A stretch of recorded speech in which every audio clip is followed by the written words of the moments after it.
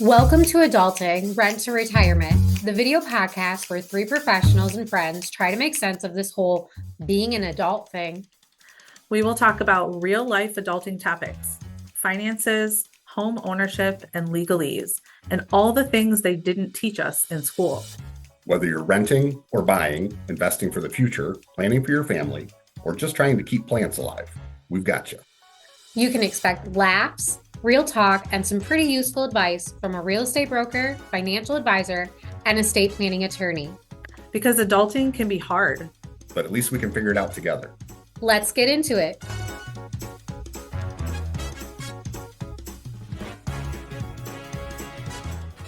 Welcome to another episode of Adulting, Rent to Retirement, a podcast where we explore real life adulting topics. I'm one of your co-hosts, Katrina Hofstetter, and today we're going to talk about more of a general topic that all of us are very familiar with, which is having a side hustle that we started small and scaled big. Joining me today are my co-hosts, Ashley Smith, realtor and broker with Oasis Realty, and Dan Malcolm, a financial planner with Sequent Planning. We are going to talk today kind of about how we started our businesses as side hustles, and then we scaled them into our full-time jobs.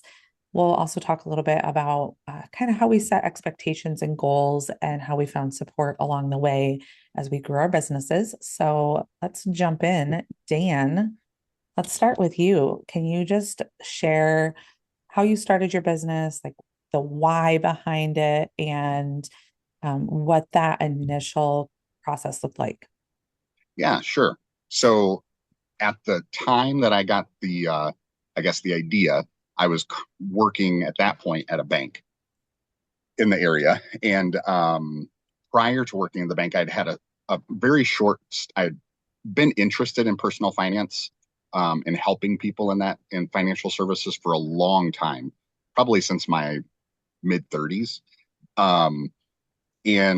So prior to working in the bank, I had a short stint with another firm, which did not work out very well. And so that's what ended up leading me to the bank. And so a few years into working at the bank, it occurred to me, well, I had people just like family and friends just randomly asking me financial questions because they knew I had the background and the training. Yeah. Um, a couple of them were like, can you help me get life insurance? And I'd let all my licensing go. And so I was like, well, I guess I could do this independent. And so a friend of mine introduced me to my business partner, Dan Zeiger, back in 2017.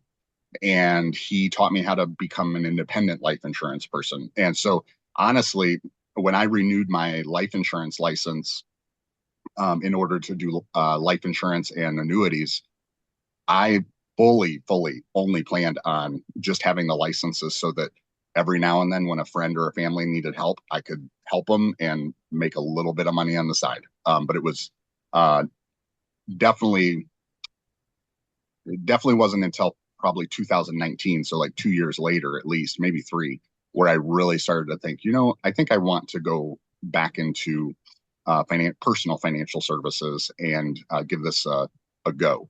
And so my business partner and I put together an exit plan for me to be able to leave the bank, support myself for the first year or two while I was building the business. And thankfully, the bank that I left said I could come back anytime. So I did have a plan B escape hatch if everything crumbled.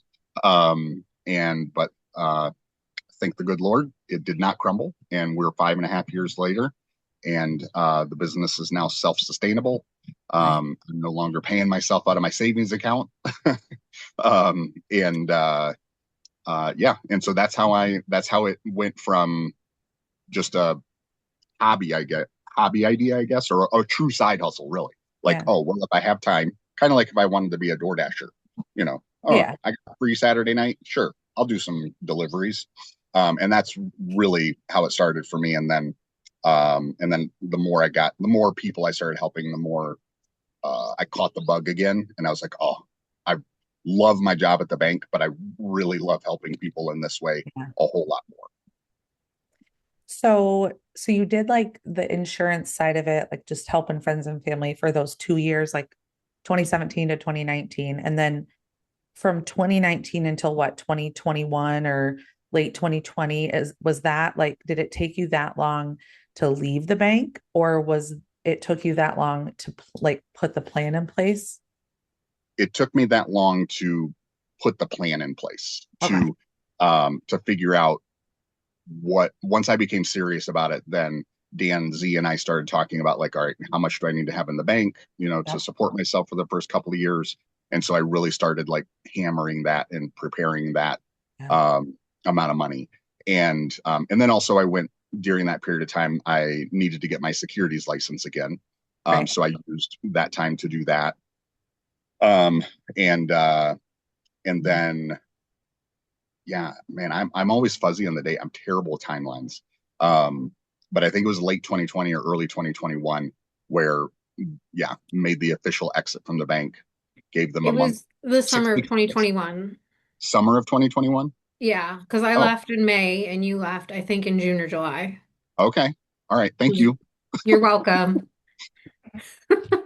You're I my, got you're my, you. you're my Aubrey when Aubrey's not around because Aubrey would have Right? been able to chime in exactly and be like, yeah, it was June 2nd of whatever year. Right. So we all three just celebrated 5 years. Mm-hmm. Yeah. Yeah. Yeah. Yeah. That's So crazy, isn't it? it is because I feel like I thought you guys both started a few months before me, but I think it was just because we didn't meet until what, later in 2021 or early Yeah, I think like 2022. fall. Like Yeah. And by the fall time or I 2022. connected with both of you, it already seemed like you were like real businesses, and Little did you know we tricked you.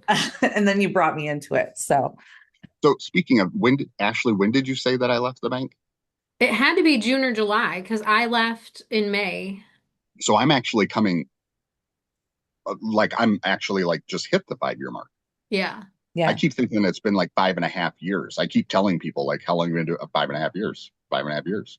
Um, so it's just now five. So I'm way more ahead of my like goals than I thought because I had a asset accumulation goal of for 5 years that I hit at the end of last year, There and you then go. doubled it. Everything I did in 5 years, I doubled in the first 6 months of this year. So, It's all perfect. right, I'm well ahead of schedule. You're doing really good on the side hustle. Good I can job. go take a vacation. Take a vacation. What am I working so hard for? I don't know. I'm I like don't a know. year and a half ahead. Well, that's amazing news. Congratulations. Thanks. Good job, Dan. Uh, How about you, Ashley? So I know you guys work together Mhm. at the bank, and like you said, you kind of left a couple of months before Dan did, but you're not in the financial field. So like you like switched, or you had real estate leanings before then. Like how did you start and when? So, I actually got my real estate license working in property management, but I never used it to buy and sell real estate because it was a conflict of interest, being like, Yeah. hey, I work for this company where I'm trying to get people to rent, but on my own time, I try to get those people to buy instead. So, Right. so I started at the bank, and actually, I know it seems like it's kind of a weird transition to real estate, but what Dan and I actually did was buy and sell real estate debt. And the whole transaction is literally the same thing that you do in a real estate transaction. You negotiate the deal, you evaluate the property, you take it to underwrite, you get an appraisal or a BPO in that case. You send it to underwriting, argue with the underwriters, send it to title, close it out. I mean, it's literally what Yeah. I was doing was very similar to real estate transactions. But when I actually started using my real estate license for buying and selling was during COVID. Oh, I know. Um, we worked in finance. The economy was just chaos. Nobody knew what was going to happen. So, when I was working a commission-based job at the bank, and things were just crazy for us, for everybody in the department. So, I was like, well, maybe I'll just use my real estate license, buy and sell a few houses, get me through COVID, get my family through COVID, make some extra cash. It'll be good. And then I started doing it, and I absolutely loved it. And by the so I was like, I'll just keep doing it as a side hustle. And by the following year, the following year, so 2021, the start of 2021, I said to my husband, I'm like, I need to have my gallbladder removed, so I'm going to stay with the bank until that happens. Dan may remember this. Um, Uh-huh. and then I was like, and then I'd like to start transitioning to real estate full time because I really just I love my clients. I love working for myself. I will, and Dan will probably also acknowledge this. I'm not a person that likes to work for other people. I really want to be able to do my own thing. And I was like, maybe this is like finally my chance to do my own thing. So we came up with a plan. I did end up leaving a little sooner than I thought I would, only because they were eliminating my position and I was going to have to move to underwriting. And I was just like, oh my gosh, could you imagine me as an underwriter? Like, I went up to the room to like move my desk and it was so quiet in there. And I'm like, oh, I'll never make it in here. Like, so I was like, maybe I should just go now before I waste your time, taking on a job that I'm going to like train for and then leave in a few months. Because my plan was to leave by the end of the year. So I ended up leaving a little sooner than I anticipated. And I did that with like the hope that things would work out, and they pretty much did. There were a few Yeah. hiccups, like the first year is always tough, and I didn't have quite as much in savings as I would like, but sometimes, you have to take a leap of faith and believe in yourself. And so Yeah. that's what I did. Yeah. And here you are And here I am. as Yeah. a result of that leap of faith. Yeah. Oh, So quick question for our listener, or viewer. I need to say viewer. Uh, Hopefully okay. viewers. Well, so that's a little bit of a joke. This might Aubrey is the maybe only this will one get edited watching. out. No, I I'm don't just know. kidding. But have any of you ever listened to the podcast Smartless? I I have. don't think so. You have. Okay. Yeah. So do you remember how on there they say listener for our listener? Like, as in they only have this huge Oh, no, podcast, I've but never they always noticed joke that. about the fact that they just have like one listener. No. And so we are going to be a huge podcast eventually and have like a huge following. So I was like, we should start the Leap of one faith. viewer now, the one Yeah. viewer joke. Anyway, for Okay. our viewer, Ashley, what is a BPO and how is It's a that different broker price from? opinion. So it's like Mm, a mini appraisal. Like you don't have an appraiser doesn't necessarily do it. A broker for a real estate broker can do it. So you don't have to have all the appraisal licensing. right. It costs less, it takes less time, it's not as in depth as an appraisal. Um, when you're getting a mortgage, your bank is always gonna want a full appraisal unless you get unless your equity is higher up, then they'll just waive the appraisal entirely. But Okay. BPOs are something like the bank was using because the bank already has, they have all these finance people and all the smarts. They can just take the risk and probably didn't want to spend the money, I'm guessing. Yeah. Thanks for that clarification. You're welcome. I know. I'm like, Dan, you know what it is, but I know why you're asking so that everybody else knows what a BPO is. I Uh, didn't know what it was, so thank you, Dan. You're yeah. welcome. So Katrina, we need to talk. First, I want to say Katrina you won't know this because this is backdated, but Oh, Katrina yeah. had an awesome fifth anniversary party this week. So congratulations to Yes. Katrina. Thank you. It was a That lot of Yay. fun. Wild Pony, that was really good. Yeah, it was. I didn't drink Yeah. all mine, but it was super good. I had the Oh my lavender. gosh. I had the strawberry lemonade. It was delightful. So, Mhm. Katrina, I think out of all of us, you started your business as a side hustle, but probably had a little bit more intention of actually making it into a business. Yeah. So tell us a little bit about your journey. Yeah. I definitely the goal was, yes, that it was going to scale into a full-time job, full-time business. Um, I was working for the state of Michigan at the time. So I had been at another law firm for almost 14 years. The goal was I was going to take over that firm. That didn't happen.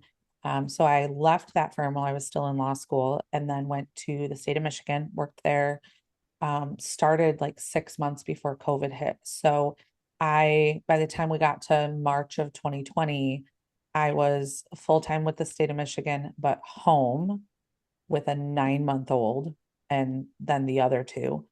Um, Still going to law school, but then obviously turned into Zoom school. And then Rowan was on Zoom school too.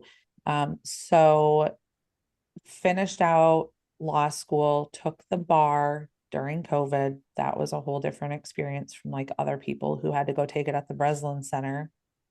And then after I got my bar results and stuff and knew that I had passed, um, I did start looking into like what would attorney jobs for the state of Michigan look like, because the state of Michigan has great benefits. Like it's a good type of job, but they were all like attorney general office jobs. It wasn't really what I wanted to do. Like the state of Michigan doesn't do estate planning, so and that's really what I wanted to do. So Ryan and I just kind of talked about, what is it going to look like if I start my own business?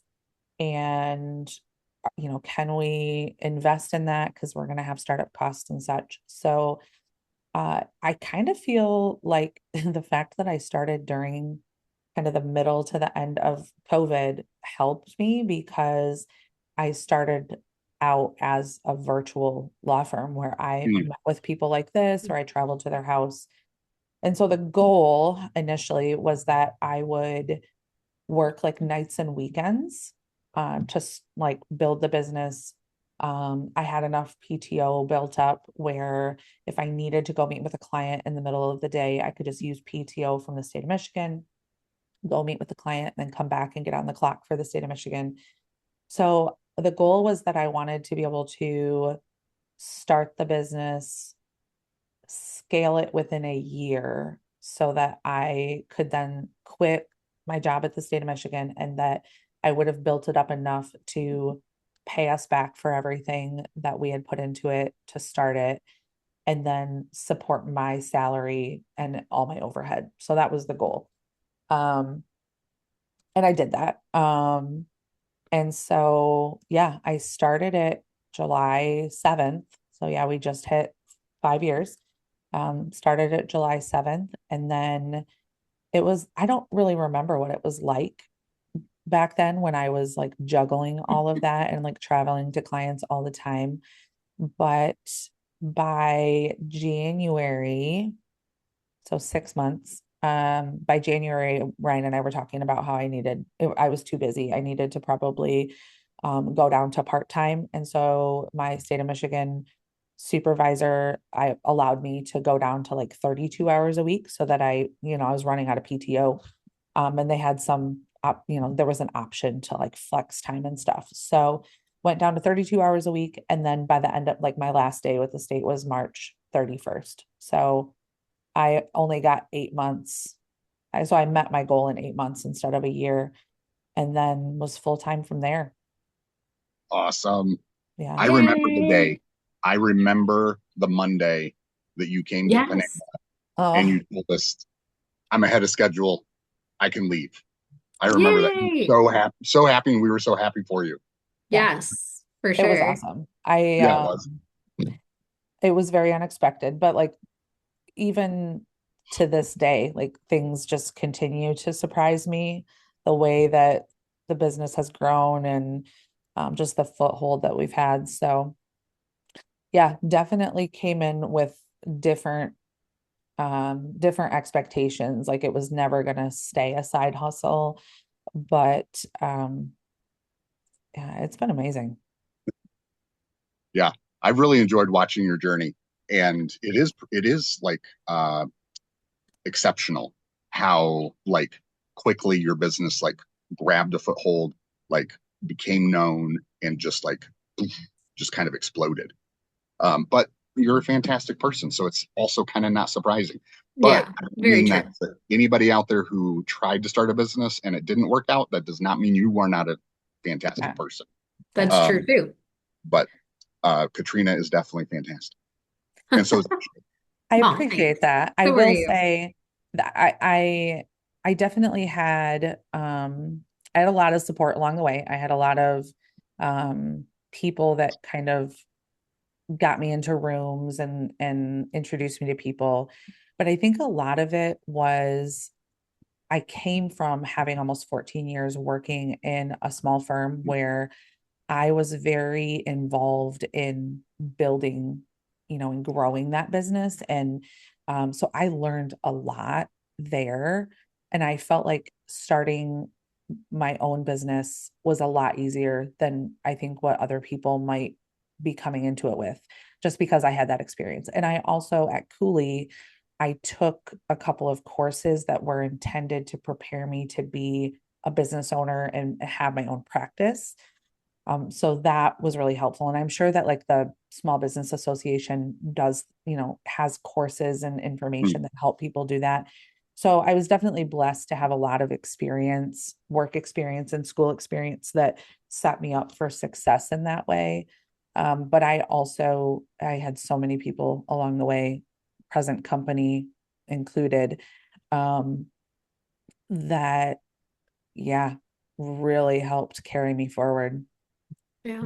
well, I'm glad you brought that up because I was going to ask, and something else that we wanted to discuss today was, so Katrina, what type of support systems or mentors or um, there's another word, but it's escaping me. What type of support systems or mentors like do you feel like really made a difference for you as you were developing and growing the business? Um, there's a few different sources. I mean, definitely the two of you, because we got together pretty quickly. Um, and what I've always loved about like our business focused time together is that we, while we do want to help each other and grow each other's businesses, we do spend a lot of time talking about like what are we struggling with? What did we try to do and what failed? Or what did we do and how did we succeed at that? And that was really super helpful to me early on, just to have the two of you and get together with you guys on a regular basis and just learn from each other. And then Hmm. also being able to connect, like have you guys connect me with other people that could not just help me grow my business, but like help answer questions about things if I'm struggling with something. So there was definitely that. And I think that it's been like the three of us, it's been so different than going to a BNI or some other big group. It definitely Absolutely. provided a different type of support than those types of groups. Ryan has obviously been a huge support, especially the fact that he quit his full-time job and came on and helped me when business got to be too much and I couldn't handle it on my own.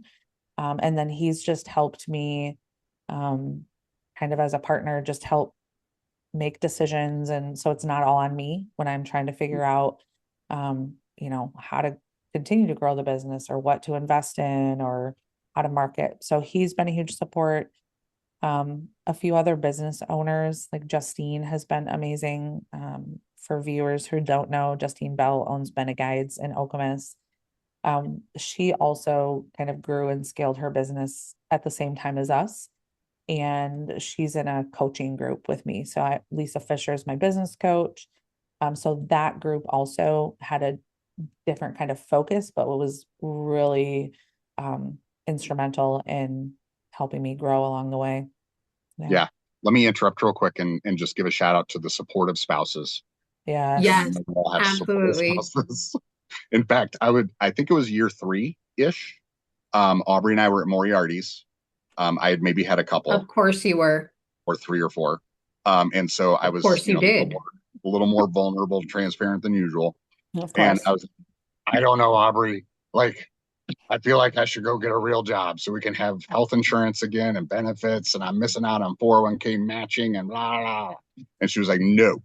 She was like, no, we're in this. We're not quitting. And you are going to continue um, until we lose the house. If we ever lose the house, then you can go find a job. I Oh, love her. We wouldn't she's really. amazing. She's smart and she's just so supportive. And Yeah. yes. And I'm glad that she told you that. Yeah, So how for about for sure. you, Ashley?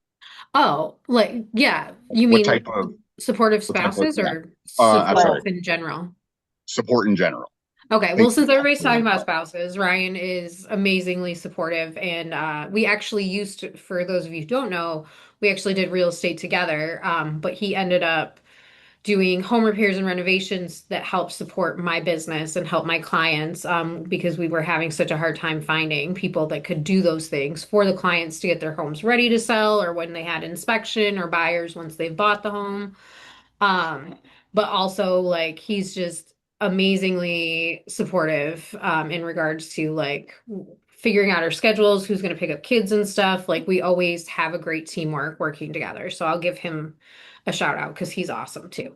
Um, but you guys absolutely would be my number one thing that has really been supportive. Just again, as Katrina said, it's not like a BNI. You know, we met and we would talk about like our frustrations, what's happening, always have good advice for each other and things to try. And I think that's so important to have people that are on the same level as you because you Yeah. can vent to people that have like a successful business already and they're just, you get a lot of that. Well, all you need to do is, and you're like, yeah, thanks, I know. Um, so, or you're venting to your friends that don't own a business and they're just like, well, it sounds pretty simple to me. And I'm like, if Right. only you knew, like, so I think having like a support system of people that are on a similar level to you is so important, to have that compassion, that understanding, and advice. And then I've just, had a lot of like Melanie McNamara. She's been my business coach and she's amazing and good partners with my current partners, Danny and Kelly. They are a little more seasoned in real estate, so sometimes I need to reflect with them. So yeah, I think support wise, those have been the people that have probably been, there the most for sure. Yeah. Yeah. Yeah. Dan, did we already ask you that question? I mean, we know No. Aubrey's there. Where, like, other than Aubrey and your ladies here, where did your support come from? Yeah. So definitely the ladies. But we've bragged about ourselves enough. So I'll move on to other. Um, but so my business partner Dan Zeiger, obviously Yep. he's been really great.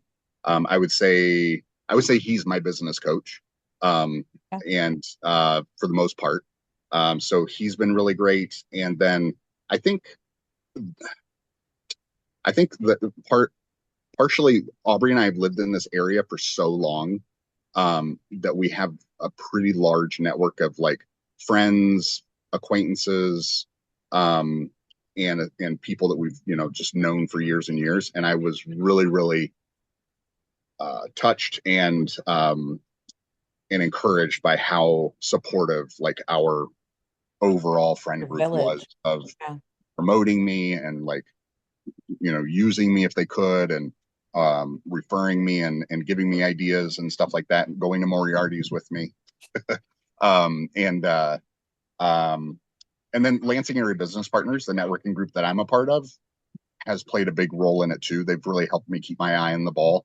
Not in the way, like we've said, not in the way that the three of us meeting does. Yeah. But it gets me around like other really quality people like Jim Firstenoff from Firstenoff Burkett Agency. Yeah. I want to be Jim when I grow up. I'll never be as good as Jim, but it gives me something to strive for. And I just enjoy being around him. Like I feel like every single time I talk to him and every time I observe him, I learn something new. And there are other people in that group, and then other groups that we've visited together. Yeah. Um, I would say, especially when we first started out, every now and then we would go either in twos or the three of us Mhm. to something new, and it's Yeah. so much easier to do that in a group. You're going in Absolutely. like arms locked, and like at least for me, it makes me a lot more confident to go out and socialize, Yeah. and put myself out there. Yep. I just want to give a quick shout out to DNZ because he's actually the reason that our group Oh, exists because that's he true. has a group like that and he suggested to Dan, like, you should do a group like this. And ours is a little bit different, but Dan and I visited their group for a couple of weeks to like figure out how to model it and started our group and then Yeah. um yeah. So Yeah, thanks to Dan Z for that inspiration because it definitely helped. It was a great idea. yeah, it was a great idea. Yeah. I was a little unsure of it, I'll be honest. I was like, I don't know, Dan, but he was right, and he He usually was. is. Yeah, it's been good. So what about I think the last thing to chat about is like where are we going from here? So are we continuing to scale? Do we have future goals? What are we each striving for in the next like, this year or in the next 2 years or 5 years? Do you guys have anything on the horizon that you're working toward right now? I can start this off because I do, Okay. like Okay. in a big way. Um, so recently, so I would say at the moment I might be in the official scaling phase. As far so I've recently teamed up with David Deaton at Mid Michigan Medicare, Yep. and he and I have been friends since college. He's great, does a great job at what he does for Medicare beneficiaries, and what he and I do just goes together really, really well. And so we've recently opened up Mid Michigan Health and Wealth, and we are working together in that, and I think that's going to really be a boost to my business and his business both. Um, and then also my goal, my 1 year goal from here is to double my assets under management again.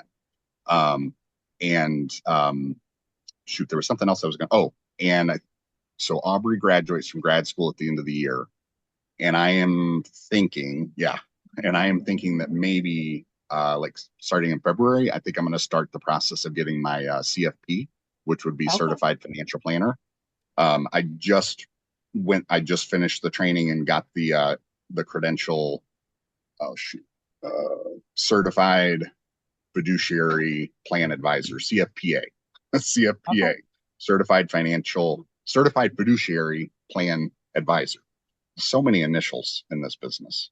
Um, and so that's kind of the first step to going for the CFP. And so my goal is by the end of 2027, I will be sitting here with you guys and I can call myself a certified financial planner. Nice. So that's I where I'm love that. going. All right. Okay. Katrina, do you want to go next? I can, yeah. We originally had a 5 year goal of getting a physical office space, and we accomplished that back in May. So, a couple of years or a couple months early on that. Our next big goal is I need to bring on an associate attorney. And I was blessed to meet someone back in January who is amazing. Her name is Kristen. You guys have both met her, and she has been interning with us. The goal is that she's going to come on part-time in October and kind of scale up to full-time within like the year. So um, sometime next year in the summer, we'll hopefully be talking about how she's working toward being a full-time associate. So obviously the business itself also needs to scale. We're going to have another attorney to um, we need to be able to compensate her. She's not going to be an intern. So that is going to be a big change. My hope, though, is that, right now, as I think you both know, I'm so busy that people have to wait like 2 to 3 months to get an appointment with me. And I also have to turn a lot of business away just because I'm scheduling out that far, which means I don't have time to take on other stuff either. So the hope is that bringing Kristen on, getting her, acclimated to everything, that she'll be able to shoulder some of those cases, that she'll allow us to not turn business away, that we can, take on the people that get referred to us, and that we're not having to schedule them out so far.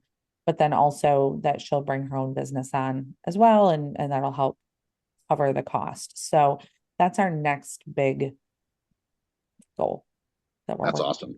Nice. on. Nice. And I will just throw this in there, Katrina, just in case you're interested.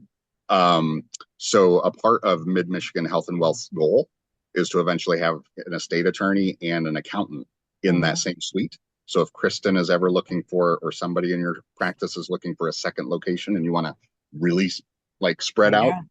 we'd love to have you. Okay. Ashley, what do you have for goals? So I have, I always have my set goals for how much business I want to do. So for those of you who don't know, like I co-own the brokerage, so there's always building that business as well as still doing my own personal real estate under the brokerage. So I always have my yearly goal for how much I want to, how much sales I want to do for my own personal real estate, and then we have goals, to grow Oasis and to bring on new agents. Um, and those are really not fun and exciting to share. But one thing that I do have as a personal goal is I really hope by the end of 2027 to start working on getting my appraiser's license. It's actually quite a lot of work. You have to apprentice for like 100 hours, and the class is really like 90 hours worth of studying, and you have to have a bachelor's degree, which I already have, thank goodness. So the appraiser license is actually quite tough to get. So I feel like though that will help me be a better agent for my clients, and then also open up the venue of potentially doing appraisals as another avenue here in the real estate industry. So, but I also think it will be helpful to our brokerage. So when agents are like, I don't know what I should be listing this at, we're already as brokers able to help them, but having a more of an appraisal background, I think will be a great improvement for our business and bring in more clients because we have that extra knowledge and we have that extra education to help make sure that your transactions go smoothly. So Yeah. Yeah, for sure. Is that, are you going to have conflicts where you can't do both in the same transaction? I wouldn't be able to do appraisals for my brokerage. Okay. So yeah. Okay. That's awesome. Yeah. I'm pretty excited about it. Do you guys have any other goals or anything else about your businesses that we want to share today? I don't think so, but can I give a little advice to anybody that is thinking of starting a side Yeah. hustle? I So we guess. all did this is one thing that I just want to say. We all talked about how we were working full-time jobs when we started these side hustles, and I just want to tell everybody to make sure like that you are just cautious with your full-time job because it Yeah. can be really easy to like start doing your work while you're at your full-time job, and I don't want anybody to put their full-time job at risk Right. doing that. So that was one thing that we all had to be really conscious about. We've known people that have not been conscious about it and ended up getting let go from their job. So that would be my biggest thing is, Yep.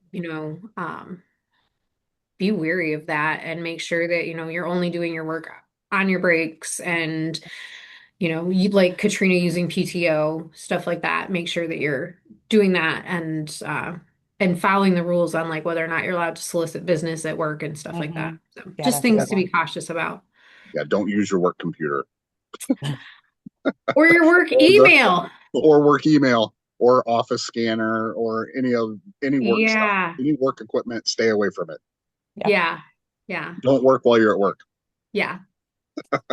Did run into one issue with my former employer when I started doing this as a side hustle, and that was I was promoting myself on Facebook and completely separate. It wasn't, just as myself, my Yeah. personal profile. And my and management did reach out to me at one point and said they weren't real thrilled that I was doing that. Um, and I guess, I I had this type of relationship with my management that I could say this, so this would be up to everybody. But I just told them like that's my personal space, and Yeah. honestly, like I'm not sure why you're watching me on Facebook anyway.